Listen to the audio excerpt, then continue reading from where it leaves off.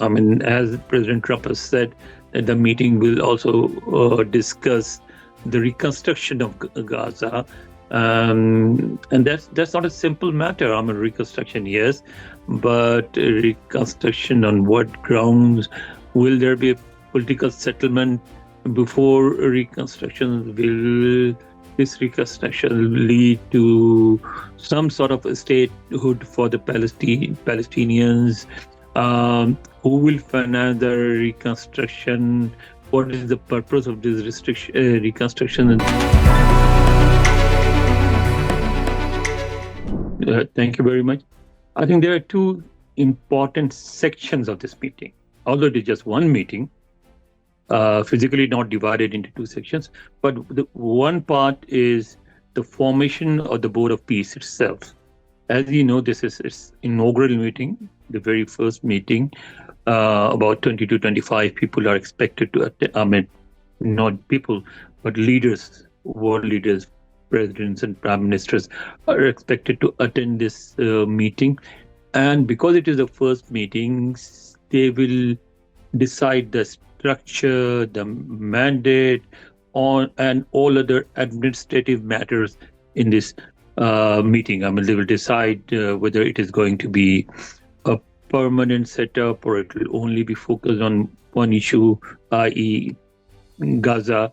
And if it is, which seems likely, if it is a permanent body, then whether it will be stationed in Washington or somewhere else. And so far, the Trump administration has said that its headquarters will be in Washington. They already have selected a place called the U.S. Institute of Peace, which is now called the Donald Trump Institute of Peace. That will be its headquarters, but these things have to be finalized in this meeting. President Trump will be its head. But obviously, he's also the U.S. president, so he will not be spending a lot of time running the Board of Peace. There will be others who will run and look after the body. That has to be decided. Then raising finances for the Board of Peace. Then, of course, the formation of an what they call an International Stability Force, ISF. How many troops do they need for it? How would it be financed? Who will be the members of this force? These things have to be taken. What will be Israel's role in this?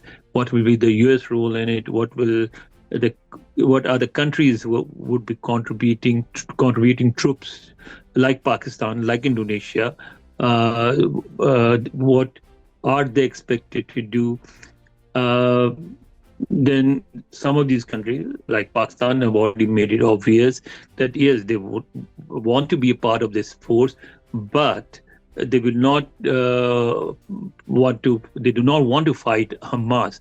If this force is being raised to fight Hamas only, then it will be very difficult for Muslim or Arab countries to participate in such a force. So these matters have to be decided. And then the other part is that of Gaza itself. As President Trump has said, that the meeting will also discuss the reconstruction of Gaza. And that's not a simple matter. Reconstruction, yes, but reconstruction on what grounds? Will there be a political settlement before reconstruction? Will this reconstruction lead to some sort of a statehood for the Palestinians? Who will finance the reconstruction?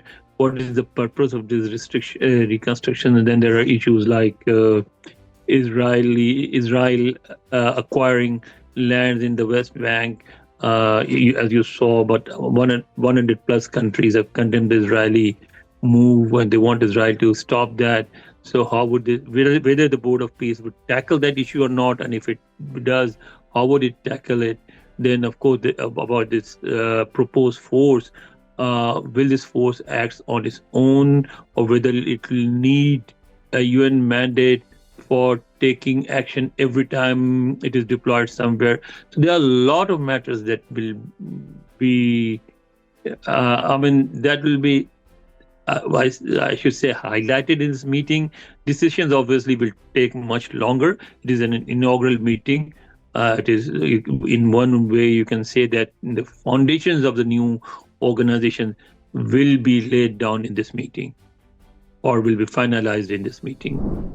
No, it is neither symbolic nor are we expecting any major decisions yet, because this, like any organization, first the organization has to be formed. I mean, so far it is just an idea.